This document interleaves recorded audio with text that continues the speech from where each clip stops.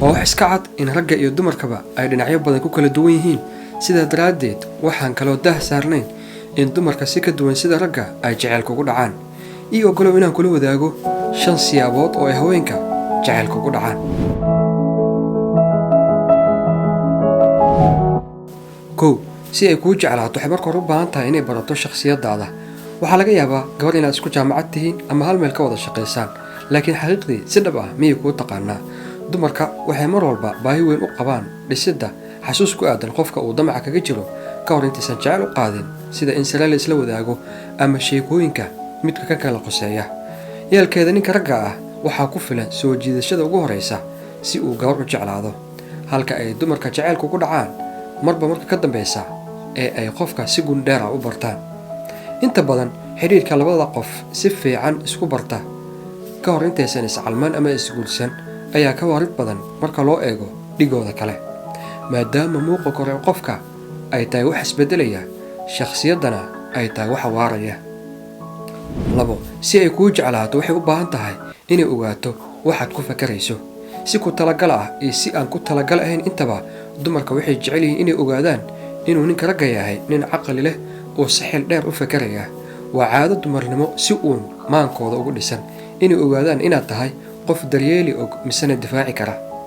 mid ka mid ah tayooyinka ugu wanaagsan ee qof yeelan kara ayaa ah qaabka wacan ee uu u fakarayo dadka kalena uu kaga duwan yahay. isku aragti ma ka nahay dhanka bulshada, xagga diinta, ma leenahay hadafyo isku mid ah oo xagga nolosha ah. sida uu u fakarayo ma ka hor imaanaya aragtideeda iyo shakhsiyaddeeda. su'aalahaas oo idil ayay isweydiiyaan dumarka.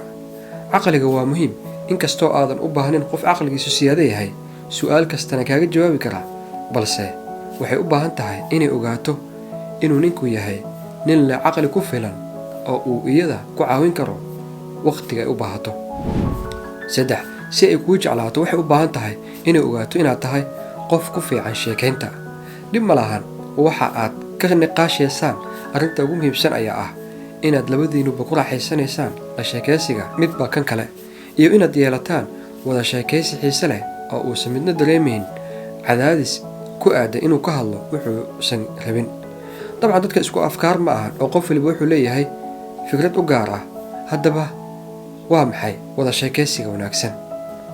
dadka qaarkood waxay ka helaan dhacdooyinka maalinlaha ah sida cimilada, shaqada, waxbarashada iyo wixii la mid ah. qaarna waxay jecel yihiin inay si far ah u doodaan oo ay wax iswadaarsadaan, halka qaarna ay jecel yihiin inay ka doodaan sheekooyinka ku saabsan what if, ka waran haddii. marka aad qof yeelanaysaan wada sheekaysiga wanaagsan, emotion ahaan ama dareen ahaan ayaad si weyn isugu soo dhowaanaysaan. 4. si ay kuu jeclaato waxay u baahan tahay inay ogaato inaad tahay nin la isku halayn karo.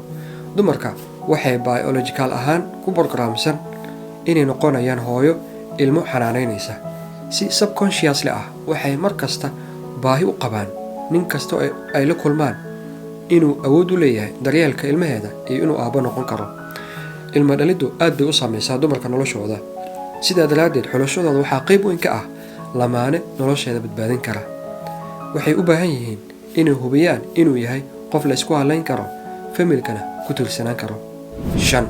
si ay kuu jeclaato waxay u baahan tahay inay ogaato inaad tahay qof ay hortiisa ku muujin karayso waxay tahay oo aysan wax cabsi iyo walwala ka qabin. vulnerability ama in lamaanahaaga dareenkaaga iyo shakhsiyadaada si cabsi la'aan ah uga hor muujiso waa laga maarmaan xidhiidhka. waxay u baahan tahay inay ogaato inaad tahay qof ay wejigeeda dhabta ah iyo dhaqankeeda ku hor muujin karayso, xitaa marka ay ku jirto xaalad aan la jeclaysan ama inay muujiso waxyaabaha u gaarka ah. dumarka waa noole uniig ah ama ugub ah. kasbashada jacaylkooda waxay qaadataa waqti iyo dulqaad, laakiin waa wax u qalma in la sugo.